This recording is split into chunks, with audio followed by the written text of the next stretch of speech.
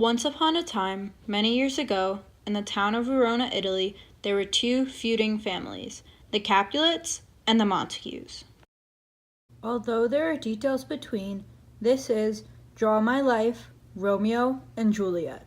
Romeo Montague is an attractive 17-year-old boy, the son of Lady Montague and Montague with the father figure of Friar Lawrence. Romeo makes decisions quickly and immaturely. His best friend, Mercutio, is cousins with Prince Aeschylus.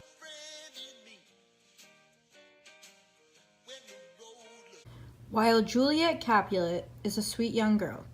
She is 13 years old, the age for marriage, but she does not want to get married.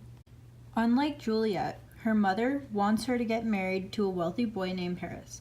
However, her father accepts her decision to not get married.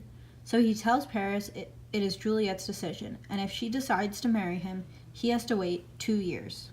And so the story begins.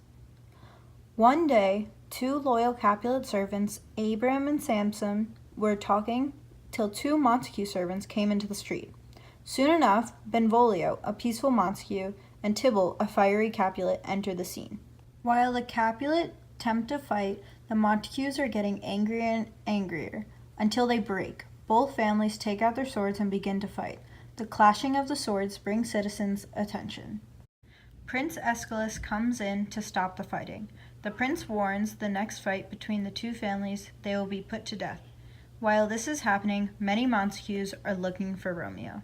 Romeo walks around the town sad. He loves the girl Rosaline, but she doesn't love him back. Benvolio approaches Romeo, and while they are talking, Peter, the nurse's servant, walks past them and asks for help to read. After they help, Peter invites him to the Capulet party that night as a kind gesture.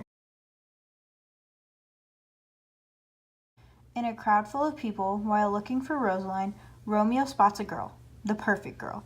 To him, she is perfect, and he hasn't even talked to her yet.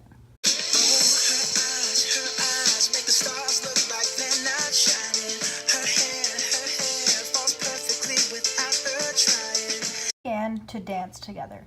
Both felt like they were the only two people in the room. They had butterflies and knew it was love at first sight. They kissed and sparks flew. Until Tybalt, Juliet's cousin, spots him and becomes angry. He runs to Capulet and demands Romeo out. But Capulet does not care. It's very, very extraordinary. It's even more than anyone that you adore can love. Is all that I can give to you. Later that night, once the party had ended and Juliet had returned to her bedroom, she stood on her balcony yelling, "Why does Romeo, the guy I love, have to be a Montague? I want to marry him, spend the rest of my life with him. So a name is just a name. It doesn't mean anything. If you call a rose garbage, it still smells sweet." As Juliet cries out, she didn't know Romeo was hiding in a bush, waiting to talk to his love. Romeo jumps out of the bush to confess his mutual love.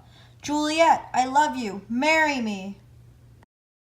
Romeo talks with his father figure, Friar Lawrence, about his newfound love and his marriage plans. Friar believes this is too fast, but he is hopeful it will end the feud between the Capulets and the Montagues. Once Romeo leaves, he meets up with his friends in town. The nurse also goes into town looking for Romeo to exchange marriage plans, but before they do, him and his friends make fun of the old, ugly nurse. When his friends leave, Romeo apologizes to the nurse and then discusses the plans to get married. The next day, Romeo and Juliet meet at Friar Lawrence's cell. They exchange vows, kiss, and become official newlyweds. They are planning on spending the rest of their lives together forever. This is where everything changes. While Romeo was getting married, Benvolio and Mercutio were looking for him, until Tybalt, who was looking to kill Romeo, approached the Montagues. Defending his best friend, Mercutio begins to fight Tybalt, until Romeo comes into the street to stop the fighting. This distracts Mercutio, letting Tybalt to stab him. On his deathbed, Mercutio states, "This feud is ridiculous and immature. Both families are cursed." Romeo cries in sadness, frustration, but most of all, anger. With tears running down his face, Romeo takes his sword and fights Tybalt, killing him. Romeo drops the sword and runs to Friar Lawrence's cell. Soon, everyone began to enter the scenes of two murders, including Montague and the prince.